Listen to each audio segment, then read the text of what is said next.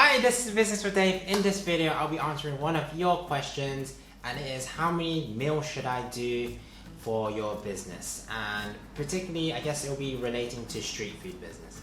So I'll be telling you how much you should be doing and how I would approach it, and just general ideas and general information you should consider for your business, because my business will be obviously different from your business, and you might see the good points and I see the bad points, or it will be other way around. So do consider different options, because it's best to be informed than to be uninformed. So yeah, let's jump straight into this video. So generally in most of my videos, I would suggest, if you was to decide on how many meals to do, definitely in the beginning I would suggest you do one main meal and maybe have one or two variations of it, and clearly if you see demand in it, then it's clearly working, and then you can expand outwards. You can expand into different dishes, you can expand to different carb options, different meat options further, but I wouldn't go into creating a massive menu in the beginning, because ultimately when you create a massive menu in the beginning and you have too many things to do, there's too many ingredients, there's too many cooking and too much focusing on ingredients and making sure everything tastes right, instead of focusing on making sure one or two things taste perfect, taste amazing, offering the best service you can, the quickest service you can.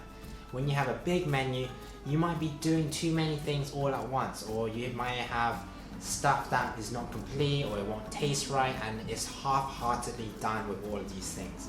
But ultimately, if you can do one or two things really well in the beginning, that's where you can build upon that. You can build new methods, build more systems, and gradually build your business if you do want to create a bigger menu at the end of it. But ultimately, if it's a street food business, I recommend one or two things and make that super well, and you can make a lot of money in that sense, because either way you cut costs and buying stuff in bulk, cut costs, and you can just focus on selling to customers.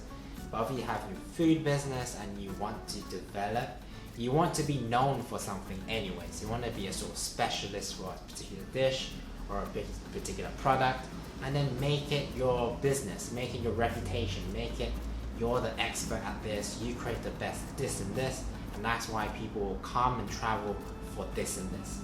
If you do too much, you can't do that as much, but obviously this will be down to you. But those are the things that I would initially suggest.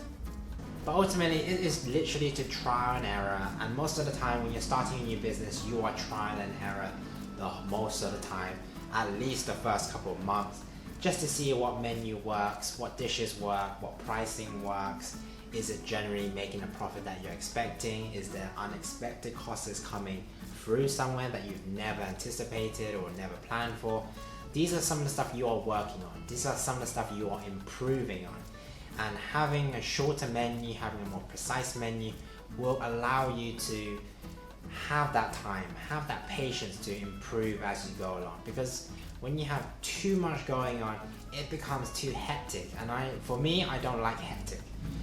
Initially, obviously, you're going to be working really hard, so then you will need to put in those hours, put in those effort into work.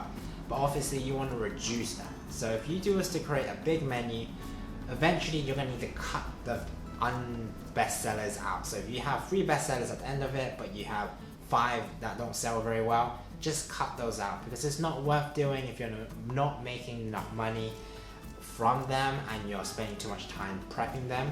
You might as well prep on the 3 bestsellers and sell that really well, and just focus your assembly line and design on these 3 things and make yourself famous. But honestly, this will be down to you and your decision, because honestly, if you want to create a big menu, then you can do that and hope for the best, obviously. But it can definitely appeal to more people if you do have a bigger menu, because you are catering to more people. But my suggestion is do that gradually. Build upon what you have existingly, and then you can build a bigger menu, instead of having too much to do in the beginning and running around like a headless chicken because there's too much going on, or someone's off sick and you have to do everything and it becomes too hectic, and eventually your quality goes down and no one wants to buy from you. Service is slow. so many stuff to consider, so many stuff to try to avoid as well, and the best way to do that is just to focus, commit to your core offerings and a couple of carbs, and hopefully you'll be able to do well in that sense. So definitely try avoid doing too much, because ultimately you're wasting the hours, you're wasting time, you're wasting food, you're wasting resources in order to make this big menu work. Make it short, make it sweet. People will appreciate a short menu to look at instead of like a long menu to look at. So do consider how customers would be feeling if they looked at your store, if they looked at your menu, if your branding is everywhere and there's just so much going on. It becomes confusing, it becomes too complex. People don't like that. People like simplicity nowadays, and something too modern can be quite scary. But if you could do stuff that is homemade, sort of you can show the love and care that you put into it, then people will appreciate that, and that they will understand where you're coming from. And that's ultimately what you're trying to do. You want to appeal to as many customers with food that hopefully reflects you and your business. So that's for this video, guys. Hope you found this video useful. If you did, like this video and consider subscribing to the channel. Love to see those subscribers go up like always. And I've been Business with Dave. I'll see you in the next video like always. See ya.